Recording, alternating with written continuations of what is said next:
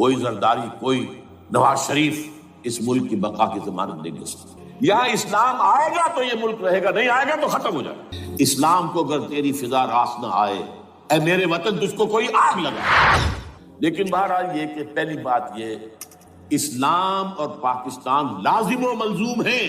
یہاں اسلام آئے گا تو یہ ملک رہے گا، نہیں آئے گا تو ختم ہو جائے گا، اس میں کوئی شک نہیں۔ میری 2 کتابیں پڑھ لیجیے اگر اللہ توفیق دے، ہمت دے۔ اسلام اور پاکستان، یہ سن 67-68 کی تحریر ہے۔ جینیسس آف پاکستان کیا تھا، how Pakistan came into existence. پھر یہ کہ میں نے استحکام پاکستان کے نام سے سن 85 کے اندر کتاب لکھی۔ یہ دونوں کتابیں پڑھی ہیں۔ پاکستان کا کوئی جواز نہیں اگر یہاں اسلام نہ، اور واقعتاً ہم جواز کھو چکے ہیں، تو اللہ تعالیٰ ہمیں مہلت دے رہا ہے۔ لیکن اب یہ سمجھ لیجیے، یہ اللہ تعالیٰ کی ایک خاص مہلت ہے، اور شاید آخری یہاں اسلامائزیشن نہ ہوا تو یہ ملک نہیں رہے گا۔ میں یہاں آپ کو ایک شعر سنا دوں، ہے تو ایک ایسی شخصیت کا جو کچھ کنٹروورشل بھی ہو گئی، بعد میں بدنام بھی ہو گئی۔ ایک زمانے میں جماعت اسلامی کے بڑے مخصوص کارکن تھے وہ، مولانا قاسم، انہوں نے ایک بڑا تلخ شعر کہا، اسلام کو اگر تیری فضا راس نہ آئے، اے میرے وطن تجھ کو کوئی آگ لگائے۔ ہمیں اسلام چاہیے، اور اسلام نہیں آئے گا تو یہ ملک نہیں۔ کوئی زرداری، کوئی نواز شریف اس ملک کی بقا کی ضمانت نہیں۔ اس کی بقا ہے اگر تو اسلامائزیشن۔ 61 سال کی ہماری بے وفائی اللہ کے ساتھ کیے ہوئے وعدے کی، اس کا ایک عذاب ادنا ہم جھیل چکے ہیں۔ 71 یاد کی سنکت، پاکستان 2 لخت، 94,000 مسلمان پاکستانی بھارت کی قید میں بھیڑوں بکریوں کی طرح ہانک کر لے جائے گئے، ٹرکوں میں بھر بھر کر، جیسے کہ ڈیرہ غازی خان سے بھیڑیں بکریاں آتی ہیں لاہور میں ذبح ہونے کی۔ کنسنٹریشن کیمپ، ہمارے ٹائیگر نامی جرنیل نے پیش کیا اپنا ریوالور، کتنے لوگ مارے گئے، کتنا فساد ہوا، مسلمان کے ہاتھوں مسلمانوں کا خون گیا۔ یہ اللہ کا ایک خاص عذاب ہوتا ہے۔ میں نے وہ آیت آپ کو سنائی تھی، قل هو القادر على ان يبعث عليكم عذابا من فوقكم او من تحت ارجلكم۔ اے نبی سے کہہ دیجیے اللہ اس پر قدرت رکھتا ہے، جب چاہے تم پر کوئی عذاب اوپر سے بھیج دے، تمہاری زمین کے نیچے سے نکال دے۔ زلزلہ آیا تھا کہ نہیں؟ او یلبسکم شیعا، ایک تیسری شکل بھی ہے، نہ اللہ آسمان کو کوئی تکلیف دے، نہ زمین کو۔ زمین پھٹے گی تو آدمی جائے گا نا، بلکہ تمہیں گروہوں میں تقسیم کر کے، او یلبسکم شیعا فیذیق بعضکم بعض بعض، تو ایک دوسرے کی قوت کا ایک دوسرے کھائے، تم خود ایک دوسرے کے گلے کاٹو۔ ہمیں کسی اور قوم کو تکلیف دینے کی ضرورت نہیں ہوگی، یہ کام ہمارے ساتھ ہو چکا ہے 1971۔ بہرحال اب اس کے بعد بھی تاخیر تو ہماری جو کی تم ہے، اب ہم اس جگہ پر پہنچ گئے کہ شاید اب عذاب الاکبر آنے۔ وہ آیت بھی میں نے شروع میں پڑھی تھی، وَلَنُذِيقَنَّهُم مِّنَ الْعَذَابِ الْأَدْنَىٰ دُونَ الْعَذَابِ الْأَكْبَرِ لَعَلَّهُمْ يَرْجِعُونَ۔ چھوٹا عذاب آیا سن 71 میں پاکستان، بہرحال مغربی پاکستان تو برقرار رہا، اس کا نام بھی پاکستان رہا۔ اب شاید بڑا عذاب آ رہا ہو، بلکنائزیشن، جس کے نقشے جو ہیں دنیا میں شائع کیے جاتے ہیں۔ اور اس اسلامائزیشن کے لیے جو میں کہہ رہا ہوں کہ اس کے بغیر یہاں پاکستان نہیں رہے گا، اس کے لیے اس کی جو دستوری، تدریجی، قانونی، پرامن اگر راستہ اختیار نہ کیا گیا تو ملیٹنسی بڑھے، یہ رکنے والی نہیں۔ یہ جو اوپر کا جو علاقہ ہے، ایک ٹرائنگل ہے جس کا نقشہ کھینچا ہے ایک بہت بڑے مصری ادیب اور مورخ نے، شکیب ارسلان ان کا۔ انہوں نے کہا ہے کہ یہ پامیر سطح مرتفع جو ہے، پامیر جسے روف آف دی ورلڈ کہا، اس سے پہاڑوں کے سلسلے نکلتے، کوئی چین کی طرف چلا گیا، کوئی تبت کی طرف چلا گیا، کوئی قراقرم ادھر آ گیا پاکستان کی طرف، ہمالیہ آ گیا پاکستان انڈیا کی طرف، ادھر ہندو کش چلا گیا افغانستان میں۔ یہ سب جیسے کہ ایک جو پہیا ہوتا ہے، اس کے جو لگے ہوتے ہیں سپوکس جنہیں کہتے ہیں۔ اس نے کہا کہ ایک طرف ہمالیہ اور ایک طرف ہندو کش، اس کے درمیان میں جو قوم رہتی ہے، اب نوٹ کر لیجیے، یہ ہمالیہ کا اینڈ جو ہے مغربی، وہ کیا ہے، یہ نتیا گلی وغیرہ اسی کا حصہ ہے، اس کے بعد ختم۔ دریائے سندھ بہ رہا ہے، لیکن اوپر جا کر وہ ٹرن دیتا ہے رائٹ کو، تو پھر اب وہ قراقرم اور ہمالیہ کے درمیان جاتا ہے، یہاں تک کہ انڈیا سے جو اس کا داخلے کا راستہ آ جاتا ہے۔ لیکن یہ جو ہے یہ درمیانی راستہ، یہ اصل میں ہندو کش ادھر اور ہمالیہ ادھر، اس کے درمیان جو قوم آباد ہے، اور اس ٹرائنگل کا بیس ہے مالاکنڈ کا پہاڑ، مالاکنڈ، ہمالیہ، ہندو کش۔ اس ٹرائنگل میں جو قوم آباد ہے، شکیب ارسلان کہتا ہے اگر پوری دنیا میں اسلام کی نبضیں ڈوب جائیں تب بھی یہاں کے لوگوں میں اسلام کی نبض۔ یہ وہ علاقہ جہاں سے پاکستان کے طالبان کا آغاز، جہاں سے پرامن تحریک چلی تھی، اس کا راستہ روک دیا گیا۔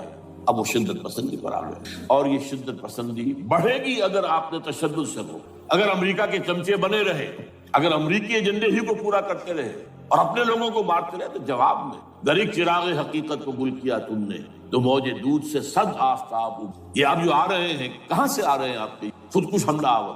یہ وہی ان لوگوں کے رشتے دار ہیں نا جو امریکی بمبارڈمنٹ میں مارے گئے. کتنے ہیں جن کے بچے ختم بیٹے مر گئے. یہ جو ہمارے ہاں ایک کمانڈوز کے کیمپ کے اوپر جو حملہ ہوا تھا اور خودکش بمبار جس سے کہ شاید 18-19 بہترین آپ کے کمانڈوز ختم ہوئے تھے، وہ کون تھا؟ وہ خود کمانڈو تھا. اندر کوئی اور تو جا ہی نہیں سکتا تھا، یہ کمانڈوز کا کیمپ تھا اور اس کے میس میں لوگ کوئی جا سکے. وہ خود کمانڈو تھا. اس کی بیٹی لال مسجد کے اندر جلی تھی. اب آپ اندازہ کیجئے کہ اس کے دل میں جو کھول رہا تھا اس نے اس کو ٹھنڈا کیا خود جان دے کر. تو جان دی.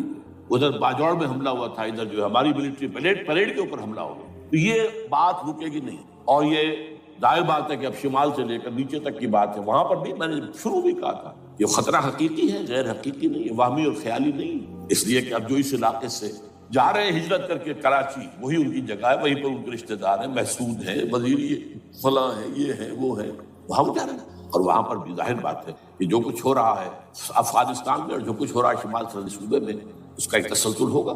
میں یہاں یہ عرض کر دوں آپ سے کہ تقریباً 4 سال قبل، بلکہ 4.5 سال، میں انتہائی مایوسی کو پہنچوں کہ پاکستان کا وجود باقی رہے گا. میں نے یہی تقریر کی ہے 29 فروری سن 2004 اس لیے پاکستان جواز کھو چکا. یہ اسلام کے نام پر تھا. ویئر اسلام؟ جو اسلام یہاں ہے وہ تو بھارت میں بھی ہے، وہ تو امریکہ میں بھی ہے. وہ کہاں ہے اسلام کا سیاسی نظام، اسلام کا تعزیراتی نظام، اسلام کا کرمنل لا، اسلام کا سول لا، اسلام کے فیملی لاز کہاں بنائے تھے اس شخص نے جو فیلڈ مارشل بنا تھا، خود ساختہ، جو اس نے قوانین بنائے تھے. تمام علماء نے کہا تھا، تمام مکتبہ کہ غلط ہے. تحریک کوئی نہیں اٹھائی، یہ ان کی غلطی تھی، کوتاہی تھی. جمہوریت کی تحریک میں شامل ہو گئے، اس پر کوئی تحریک نہیں. بہرحال وہ نظام کہاں ہے؟ وہ نظام تو قائم نہیں کیا. اس حوالے سے یہ اپنا جواز کھو چکا. نو ریشنل ریزون دیت جسے کہتے ہیں فرینچ کے اندر، ریزون دیت کسی چیز کی ریزن، ریشنل آف ایگزسٹنس نہیں. اس کے بعد یہ کہ پچھلے سال سے کچھ مایوسی میں نمبر 1 chief justice of Pakistan Iftikhar Muhammad Chaudhry کے اندر ہمت اللہ نے دی، وہ کھڑا ہوا. جرنیلوں کے جم گھٹے کے اندر ایک سویلین آدمی جو ہے جس درجے کا مرعوب ہو سکتا ہے آپ اس کا اندازہ کریں. اور اس کے بعد اسپونٹینیس موومنٹ کو کلا انہومیش ہے، سوچ نہیں سکتے. یہ موومنٹ جو ہے یہ کوئی اسٹریٹ ارچنز کی چلائی ہوئی نہیں، یہ ہمارے ہاں کے گاموں ماجوں کی نہیں، بلکہ یہ تو پڑھے لکھے لوگ، وکیل، کالے کوٹ، کالی ٹائیاں پہنے، یہ جو سختیاں جھیلی ہیں. ابھی تک وہ تحریک چل رہی ہے. اگر سے ظاہر بات ہے وقت گزرنے کے ساتھ ساتھ اس کی وہ تیزی اور تندی میں تو کمی آئی اور حکومت کو موقع ملا ان کے اندر کوئی رفت پیدا کرنا. لیکن بہرحال ان دونوں چیزوں سے میری مایوسی. اب دوسری بات وہ تھی 18 فروری کے الیکشن کا پرامن طور پر. میں یہ سمجھتا تھا کہ جو اس کے اندر دخل اندازی ہے، رگنگ ہوئے. کیسے ممکن ہے پاکستان میں الیکشن ہو اور رگنگ نہ ہو؟ پھر تحریک چلے ہی چلے، کیونکہ تحریک تو چل رہی ہے پہلے سے، صرف اس کے اوپر تیل اور ڈالنا ہے. اور پھر بدامنی ہو اور پھر دونوں طرف گدھ بیٹھے ہوئے. The NATO forces in the west, Indian forces, they will march into Pakistan. اور پاکستان کے ایٹمی دانت توڑ کر Pakistan will be put at the mercy of India, Bharat. Now do whatever you like. Condoleezza Rice کا میں آپ کو بیان سنا چکا ہوں. پاکستان کے مستقبل کا فیصلہ امریکہ اور بھارت میں کرے. بہرحال اب تیسری جو امید ہوئی ہے کہ کل پرسوں میں جو کولیشن جو ہے یہ ناکام ہوتی نظر آ رہی، لیکن یہ کہ صدر کے مواخذے پر یا صدر کے خلاف جو ایک کارروائی ہو رہی، اللہ کرے کہ وہ بھی ہو جائے، یا اس سے بھی بہتر ہے کہ وہ خود ہی استعفیٰ دے کر دفع ہو جائے. بہرحال یہ کہ اس سے بھی ایک پہلو جو ہے پیدا ہوتا ہے. اب یہاں اسلامائزیشن کا پرامن، تدریجی اور اسلام کا دستوری اور قانونی طریقہ کیا ہے؟ وہ طریقہ کیا ہے؟ 1949 اور 50 میں جو عمل شروع ہوا تھا، جو اس کے بعد سے آج تک جو ہے ختم ہو گیا، اس کو اصل دوڑ پیچھے کی طرف گردش ایام. 49 میں کیا ہوا تھا؟ قرارداد مقاصد. وہ گویا کہ پاکستان میں نظام خلافت کی جڑ تھی جو رکھ دی گئی تھی کہ sovereignty belongs to Allah and whatever authority we have it's a sacred امانت. یہ تو اصل استعمال کی جائے گی یہ قوت کتاب و سنت کے دائرے کے اندر. this is خلافہ. In essence it is خلافہ. خلافت کی بنیاد رکھ دی گئی. اس سے پہلے 48 میں سن 47 کی ایک تقریر کی وجہ سے جو غلط فہمی پیدا ہوئی تھی قائد اعظم کی 11 اگست کی، اس کا انہوں نے کراچی کی ہائی کورٹ بار ایسوسی میں جا کے کہہ دیا تھا. کچھ لوگ شرارت کے ساتھ یہ پروپیگنڈا کر رہے ہیں کہ پاکستان میں دستور شریعت پر مبنی نہیں ہوگا، یہ فتنہ ہے، غلط کہہ رہے ہیں، نفی کر دی تھی۔ اب یہ دوسری بات ہے کہ اندھوں کے اندھے جو ہیں وہ اس 11 اگست کی تقریر کو لیے پھرتے ہیں اس کے ایک جملے کو، اور یہ اتنی کھلی بات جو کی شریعت کا لفظ، شریعت پاکستان کا دستور جو سمجھتا ہے کہ شریعت پر نہیں مبنی ہوگا وہ غلط کہتا ہے، وہ شریر ہے، شرارت پیدا کر رہا ہے، یہ قائد اعظم کا الفاظ۔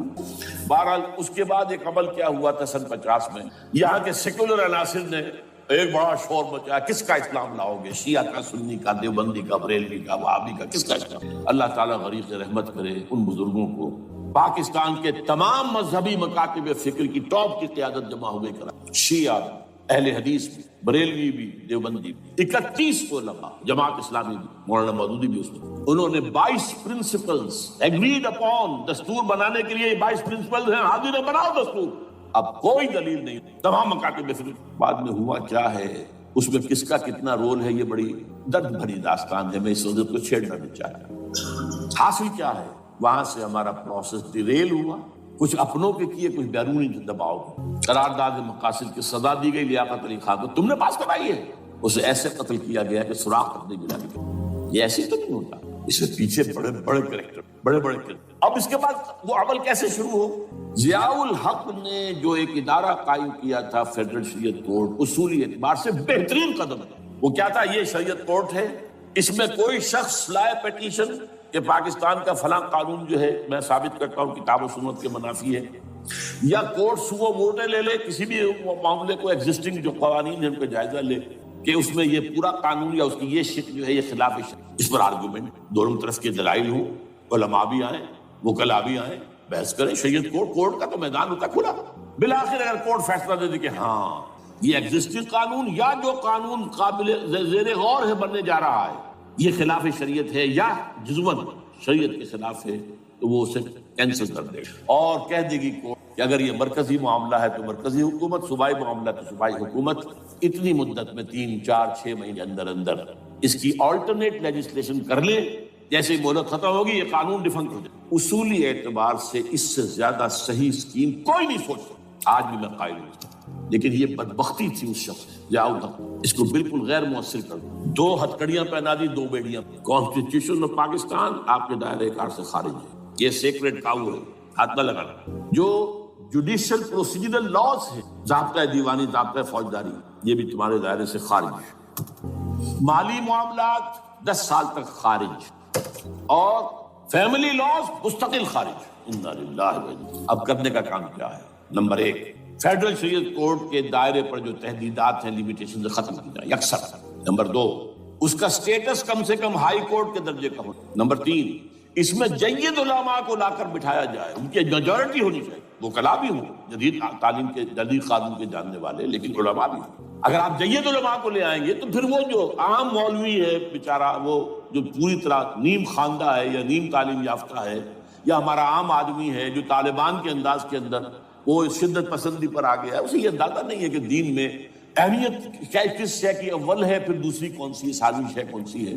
اب اس کے بجائے علماء، جدید علماء، تمام جو ہے مسالک کے علماء اس میں شامل، اس کے فیصلوں پر نظر ثانی کا کھلا موقع ہو چاہیے، ایک دفعہ عدالت فیصلہ کر دے، نظر ثانی کا موقع ہو، اور کسی شہری کی طرف سے پیٹیشن آئے یا سو موٹو، وہ جائزہ لے اور ایک ایک کر کے قوانین جو ہے غلط ختم، ان کی جگہ پر لیجسلیشن پارلیمنٹ یا صوبائی اسمبلی کرے گی۔ کورٹ کا کام لیجسلیشن نہیں ہے، وہ یہ کہہ سکتا ہے کہ یہ بھائی یہ معاملہ جو ہے شریعت سے تجاوز کر گیا، یا فلاں جو قانون تم بنانے چلے اس کی یہ جو ہے شریعت کے خلاف ہے، بس فیصلہ یہ دے گی۔ ظاہر بات ہے لیجسلیشن اس کا کام نہیں، لیجسلیشن جو کرے گی آپ کی نیشنل اسمبلی کرے گی، آپ کی صوبائی اسمبلی کرے گی، لیکن وہ اس کا متبادل قانون لے آئیں اور پہلا قانون ختم ہو۔ اچھا، اس عرصے کے دوران جو کونسل آف اسلامک آئیڈیالوجی پر ارب روپیہ خرچ ہوا ہے، اس کی رپورٹوں کے انبار لگ گئے، کسی ایک سفارش کو بھی آج تک پارلیمنٹ میں پیش نہیں کیا گیا، اور اس میں جید علماء رہے اور تمام مکاتب فکر کے علماء رہے۔ ان کی رپورٹوں کو رفتہ رفتہ پارلیمنٹ کے سامنے لایا جائے اور ان کے ذریعے سے نئی قانون سازی کی جائے۔ اگر آپ یہ قانونی دستوری راستہ کھول دیں گے اور تجدیداً اس طریقے سے Islamization of laws of Pakistan ہو جائے تو ظاہر بات ہے کہ پھر جو دہشت گرد ہیں، دہشت پسند ہیں، جن کو آپ خطرہ کہہ رہے ہیں، خطرہ، طالبان آنند، طالبان آ گئے، طالبان آ رہے ہیں، اب ڈرو اور بچو اور مقابلے کی تیاری کرو اور اسلحہ تیار کرو، اگر یہ کام کریں گے تو پھر ظاہر بات ہے کہ وہ تو فساد ہوگا، اور فساد کا نتیجہ کیا نکلے وہ اللہ ہی بہتر ہے۔ لیکن یہ پروسیس جو میں نے بیان کیا ہے اگر اس پر عمل ہو جائے تو یہ وہ پروسیس ہے جسے جنرل حمید گل نے کہا تھا کہ اگر ایسا ہو جائے تو یہ سافٹ ریولوشن ہو، بغیر تشدد کے، بغیر کسی اور کے۔ اگر نیت ٹھیک ہے اور اگر یہ واقعی جیسے قائم علی شاہ نے سمجھ لیا ہے اور جیسے کہ ذوالفقار مرزا نے سمجھ لیا ہے، اسلامائزیشن اگر اس کو سب سمجھ لے، زرداری بھی سمجھ لے اور نواز شریف بھی سمجھ لے اور سب سمجھ لے، تو ظاہر بات ہے کہ پھر کسی توڑ پھوڑ کے بغیر، کسی اور بدامنی کے بغیر، کسی تشدد کے بغیر اسلامائزیشن یہاں ہو جائے تو سب کے دل خوش ہو جائیں گے، اور یہ سارا جو بھی تشدد ہے، یہ دہشت گردی ہے، اس کے راستے بند ہو جائے گا۔ اگر ایسا نہیں کرتے تو غیر تعلیم یافتہ یا نیم تعلیم یافتہ جن کو کوئی پورا تصور نہیں ہے، نہ دنیا کے حالات کا علم، نہ شریعت کے جو اصل مصادر اور منابع ہیں، اصل سورسز، ان تک رسائی ہے، بس کچھ چیزیں سن رکھی، یہ تو معلوم ہے انہیں کہ داڑھی رکھنی ہے، سنت ہے، لیکن یہ کہ یہ فرض تو نہیں ہے بھائی، پھر اس کی کوئی خاص مقدار تو معین نہیں ہے، یہ تو نہیں جانتا۔ ویڈیوز ہیں، آڈیوز ہیں، ان میں گانے ہیں، اس میں آپ کو معلوم ہے کہ اوریانیت ہے، جو ویڈیوز ہیں وہ تو ان کو جلائیں گے ان کی دکان۔ آپ تعلیم دے رہے لڑکیوں کو، وہ جانتے ہیں جو تعلیم آپ دینا چاہتے ہیں، آپ تو ڈانس کی تعلیم کو بھی وہاں پر نافذ کریں، آپ نے تو تعلیم کا شعبہ ہی دے دیا اسماعیلیوں کے ہاتھ میں، لہٰذا ان کا تو رد عمل ہوئے۔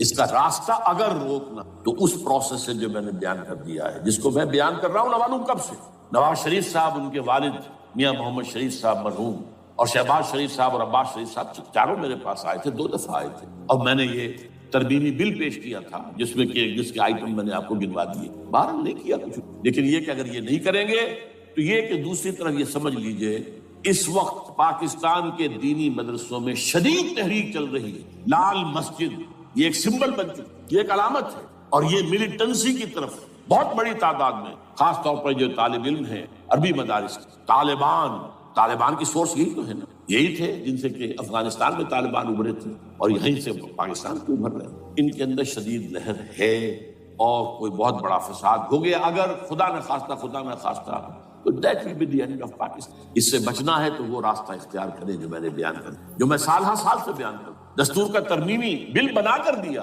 اسے عام بھی کیا۔ البتہ اس عرصے میں ظاہر بات ہے کہ ہم کیا کریں گے، ہمارا کوئی پروگرام کسی ملیٹنسی کے رہ جانے کا نہیں ہے، ہم اسے مفید نہیں سمجھتے بلکہ مضر سمجھتے، یہ کاؤنٹر پروڈکٹیو۔ ہمارے سامنے پروگرام کیا ہے، سے نکاتی بڑے پیمانے پر دعوت ایمان بذریعہ قرآن، نمبر 1۔ میری تمام سرگزشت کھوئے ہوئوں کو جستجو، میری سرگزشت جو ہے 50 سال سے اسی میں ہے، قرآن کو پڑھنا، پڑھانا، سیکھنا، سکھانا، عام کرنا، اور الحمدللہ ایک بڑی ٹیم تیار کر اللہ کے فضل جو یہ کام کر، دعوت ایمان بذریعہ قرآن، اور جو ایمان واقعتاً لے آئیں، جس کا ثبوت ہوگا شریعت پر عمل، جس چیز پر عمل کیا جا سکتا اور نہیں کرتے تو آپ مجرم۔